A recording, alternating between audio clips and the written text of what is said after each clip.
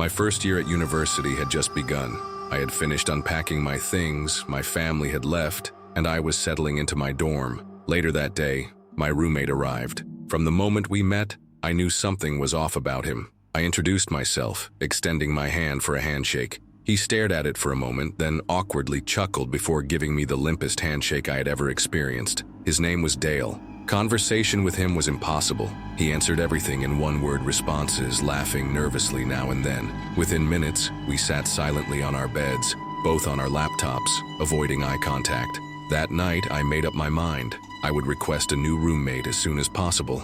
As I got to know others on my floor, I started feeling a little better about the situation. But when I returned to my dorm that evening, Dale was still sitting in the exact same position as when I left. I greeted him. No response. Not surprised, I shut off my bedside lamp and went to sleep. I woke up in the middle of the night. The blinds were open, allowing moonlight to illuminate the room. My stomach twisted when I saw Dale sitting on the edge of his bed staring directly at me. I sat up, rubbing my eyes. "Dale, what the hell are you doing?"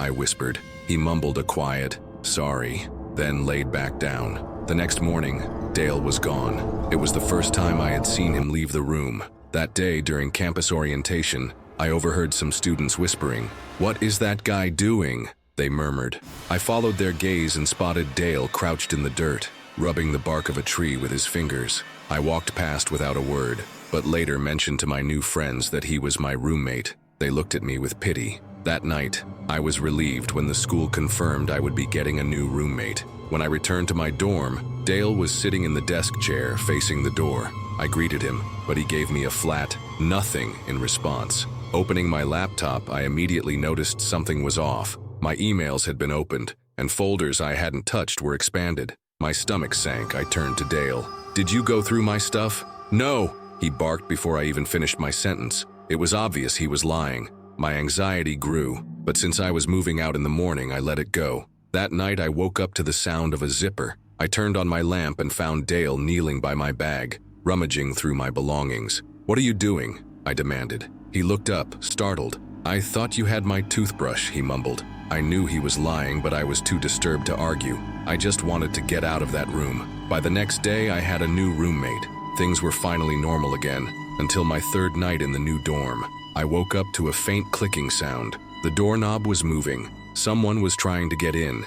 My heart pounded as I peered through the peephole. A figure stood on the other side, looking down. The clicking continued. I grabbed my phone and called campus security. Minutes later, they arrived. When I opened the door, I saw Dale in handcuffs. He had tried to break into my new dorm. I never saw him again after that night, but that wasn't the end of it. 2 weeks later, I started noticing strange things in my dorm. My books had been rearranged. My closet door, which I always kept shut, would be open when I returned from class. One night, I woke up feeling a cold breeze only to find the window unlocked, though I never opened it. I told myself I was being paranoid, until my new roommate, Chris, mentioned something unsettling. "Hey, have you ever felt like someone's been in here?"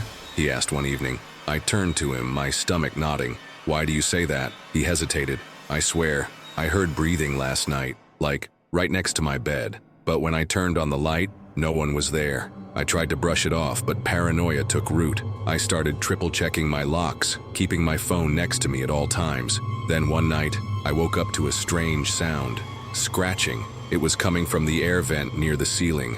I sat up, heart hammering. The sound was rhythmic, deliberate, like fingernails dragging against metal. My breath hitched. I grabbed my phone and shined the flashlight at the vent. For a split second, I saw something move. A shadow. A hand. I jolted out of bed, shaking Chris awake. "Dude, someone's in the vent." Chris groggily sat up. "What?" But by the time he looked, the sound had stopped. I barely slept that night. The next morning, I reported everything to campus security. They checked the vent, but found nothing. "Probably just a rat," one of them said. But I knew better. Determined to prove I wasn't imagining things, I set up my phone to record while I slept. The next morning, I reviewed the footage. At around 3:13 a.m., the video showed something horrifying. The vent cover moved. Just slightly, but enough to be noticeable. Then, for a split second, 2 fingers curled around the edge before slipping back into the darkness. I nearly dropped my phone. I showed Chris, who turned pale. "Dude, what the hell?" We took the video to campus security again. This time, they took us seriously. Maintenance was called in to inspect the vents more thoroughly. What they found made my skin crawl. Inside the vent, they discovered old food wrappers, a blanket, and a small notebook filled with incoherent scribbles. Someone had been living in there. They never found out who, but I had a sickening feeling I already knew. I never saw Dale again after his arrest, but maybe, just maybe, he never really left. During my second year at college, my friends and I often hung out at a secluded clearing by the campus lake. It was the perfect spot to relax, away from prying eyes. That night we brought some beers, lit a fire and chatted, laughing at old stories. The fun stopped when we heard something, footsteps crunching through the leaves. Thinking it was campus security, we hurriedly hid our drinks. But as we listened, we realized there was only one person approaching, moving erratically. A twig snapped nearby. "Maybe it's just an animal," one of my friends whispered. Then, something was thrown into our fire pit, a large branch. We jumped up in alarm. One of my friends bolted immediately, disappearing into the darkness. Another branch came flying toward us, hitting one of my friends in the face. Panic set in. I grabbed my bag, pulled my injured friend up, and ran. We raced toward the dorms, only stopping once we reached the road. The sound of footsteps followed us. Peering back, we saw a shadow lingering near the tree line. Each time a car passed, the figure retreated. Then, after a few moments, it disappeared for good. We stood there panting, listening. The night had gone eerily silent except for our ragged breaths. My injured friend wiped his face, wincing from the pain. "Who the hell was that?" he muttered. We didn't know, and we didn't stick around to find out. We rushed back to our dorms, locking the doors behind us. The next morning, curiosity got the better of us. We decided to return to the clearing in the daylight. Everything looked normal at first, until we saw the footprints, dozens of them circling the spot where we had been sitting. They weren't from any of us. The spacing was uneven, as if whoever had made them had been limping or dragging one foot. A sick feeling settled in my stomach. "Guys," one of my friends called out, pointing at something in the trees. A crude symbol had been scratched into the bark, a jagged shape resembling an eye. Beneath it, something dangled, a shredded piece of fabric, swaying gently in the breeze. None of us said another word. We turned and left, walking quickly, refusing to look back. For the next few nights, I couldn't sleep. Every time I closed my eyes, I heard the footsteps again, the rustling in the bushes. Then, on the third night, as I lay awake in my dorm, I heard something outside my window, a soft tapping. I lived on the second floor.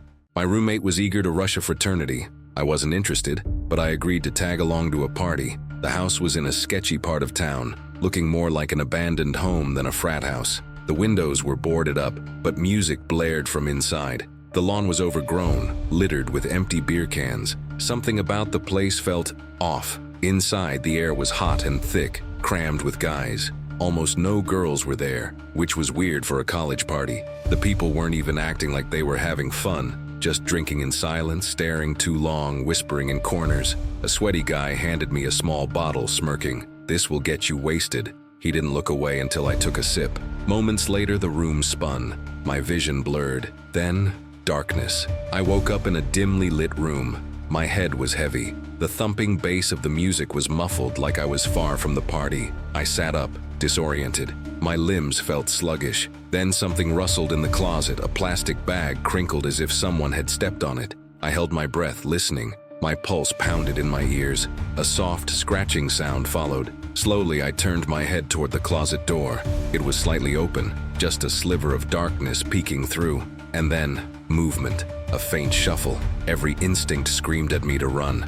I stumbled toward the door, yanked it open, and nearly collapsed into the hallway. The music was louder out here, distorted and strange. I didn't recognize a single face as I pushed past people, searching for my roommate. I found him in the living room, talking to some guys. "We need to go," I whispered, grabbing his arm. "Dude, what's wrong?" he asked, frowning. "Now," I hissed. Something about my face must have convinced him because he didn't argue. We pushed our way out the front door and into the night. During the ride home, my head cleared and realization sank in. I had been drugged, but that wasn't the worst part. The worst part was the closet. Something had been in there with me. For the next few days, I tried to forget about it. My roommate, on the other hand, was obsessed. He kept asking around about the frat, trying to learn more.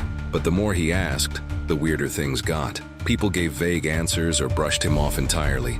Some even acted nervous when he mentioned the house. Finally, one guy told us something chilling. "That place isn't a frat house," he said. "It used to be, years ago, but the school shut it down after a pledge disappeared." That night I couldn't sleep. I kept replaying everything in my head. The eerie silence in that locked room, the rustling in the closet, the way no one seemed to know or wanted to know what went on in that house. Then, as I was drifting off, my phone buzzed. A message from an unknown number.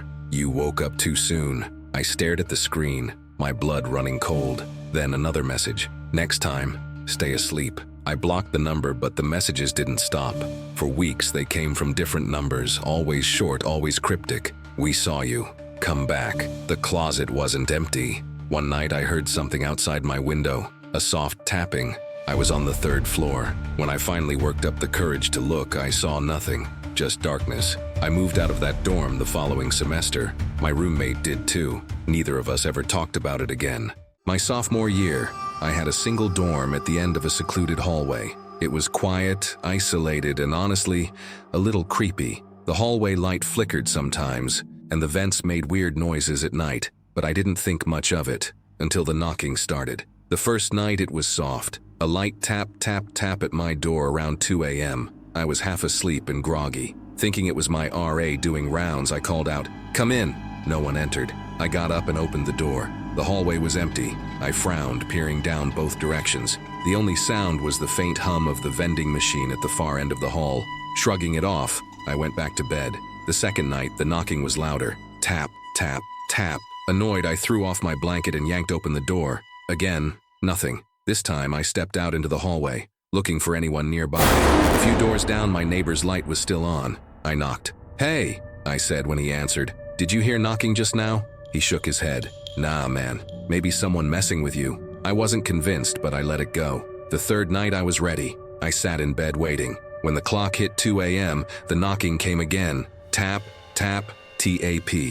This time, I didn't answer. I crept toward the peephole and peered through. At first, I saw nothing, just the dim hallway. But then movement. Someone stepped into view, their back turned toward me. They wore a long, oversized hoodie with the hood up, standing completely still. My stomach twisted. Slowly, the figure lifted a hand and placed it flat against my door. Then, in an eerily slow motion, they leaned forward until their forehead rested against it. I backed away, heart pounding. Seconds passed. Then, the knocking started again. But this time, they didn't use their hand. They were knocking with their head. The dull thud, thud, thud sent chills down my spine. I grabbed my phone and texted my neighbor, "Check the hallway now." A moment later, I heard his door open. "Dude, what the hell?" he called out. "Why are you just standing there?" Confused, I cracked my door open just enough to peek outside. The hallway was empty. "Who are you talking to?" I asked, stepping out. He frowned. You were just standing here facing your door." A cold wave washed over me. "I never left my room," I whispered. My neighbor's face paled. Without another word, he slammed his door shut. That night, I pushed my desk against my door before going to bed. I barely slept. The knocking stopped for a while after that, but then a week later, I woke up to something even worse. Breathing. Not mine. It was coming from inside my room. I didn't move. I didn't even breathe. I just listened. A slow, raspy inhale, followed by an even slower exhale. It was right next to my bed. My body screamed at me to run, to turn on the light, to do something, but I couldn't. I lay there, paralyzed, my pulse hammering in my ears. And then, just when I thought I might pass out from fear, the breathing stopped. I reached out, trembling, and switched on my lamp. The room was empty. The only thing out of place? My closet door. It was open, just a crack, enough for someone to watch me.